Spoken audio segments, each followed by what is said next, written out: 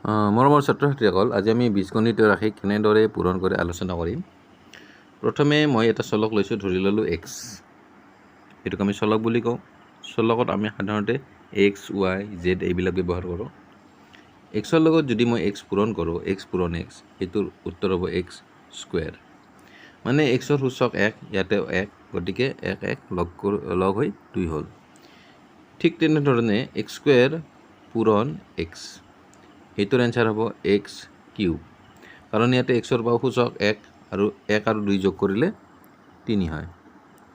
এবাৰ অন্য এটা লৈছোঁ, ধৰি ল'লোঁ এক্স স্কুৱেৰ পূৰণ এক্স কিউব, এইটোৰ উত্তৰ হ'ব এক্স টু দি পাৱাৰ 5।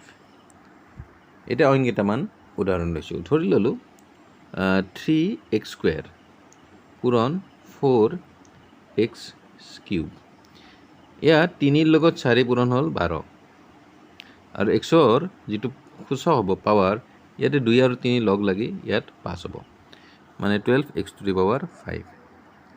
এতিয়া এইটো উদাহৰণ লৈছোঁ, 3x স্কুৱেৰ পূৰণ 11xy পূৰণ 2/3y স্কুৱেৰ।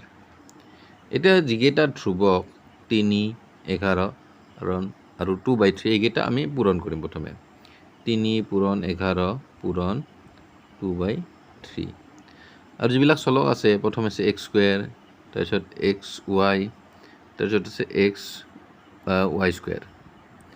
এতিয়া ইয়াত 3 কেঞ্চেল গ'ল, গতিকে 11ৰ লগত 2 গুণ কৰিলে 22। এতিয়া এক্সৰ সূচক কিমান হ'ব? ইয়াতে আছে 2, ইয়াতে আছে 1, তাৰমানে এক্সৰ সূচক 3, আৰু ৱাইৰ সূচক ইয়াতে 2 আৰু ইয়াতে 1, গতিকে ৱাইৰ সূচকো 3, গতিকে এইটোৰ হ'ল উত্তৰটো।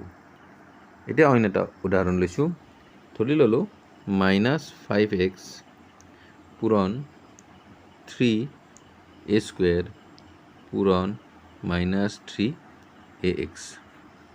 এতিয়া আমি প্ৰথমে সংখ্যাবোৰ পূৰণ কৰোঁ, 5, 3 আৰু 3, 5 3 গুণ 15, 15 3 গুণ 45, 45।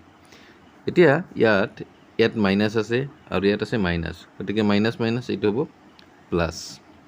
এতিয়া এক্সৰ সূচক চাম, এতিয়া এক্সত ইয়াতে আছে 1, ইয়াতে আছে 1, গতিকে এক্সৰ সূচক হ'ব 2। তাৰপিছত আহিল এৰ সূচক, এৰ ইয়াতে 2 আৰু ইয়াতে 1, গতিকে এৰ সূচক 3, গতিকে এইটো হ'ব 45x স্কুৱেৰ a কিউব। এতিয়া এইটো লৈছোঁ -8a কিউব, তাৰ লগত পূৰণ কৰিব লাগে a plus b 3b plus 2c। এতিয়া -8a কিউবেৰে 1 পূৰণ কৰিলে হ'ব, ইয়াতে আছে প্লাছ, প্লাছ মাইনাছ পূৰণ কৰিলে হয় মাইনাছ, তাৰমানে -8 a কিউবৰ লগত a পূৰণ কৰিলে হ'ব a ৰ পাৱাৰ 4। এতিয়া -8 a কিউবেৰে এইবাৰ এইটো পূৰণ কৰিব লাগিল, ইয়াতে আছে মাইনাছ, ইয়াতে আছে প্লাছ, গতিকে চিন হ'ব মাইনাছ। প্লাছ মাইনাছ পূৰণ কৰিলে মাইনাছ হয়, মাইনাছ 8ৰ লগত 3 গুণ কৰিলে 8 3 গুণ 24, আৰু a cube b। Next -8 a কিউবেৰে এইবাৰ 2c পূৰণ কৰিব লাগে, ইয়াত আছে মাইনাছ আৰু ইয়াত আছে প্লাছ, গতিকে প্লাছ মাইনাছ মাইনাছ হ'ব, আৰু 8 2 গুণ 16 a কিউব c। এনেদৰে আমি বীজগণিতীয় ৰাশিবোৰ পূৰণ কৰিব পাৰোঁ।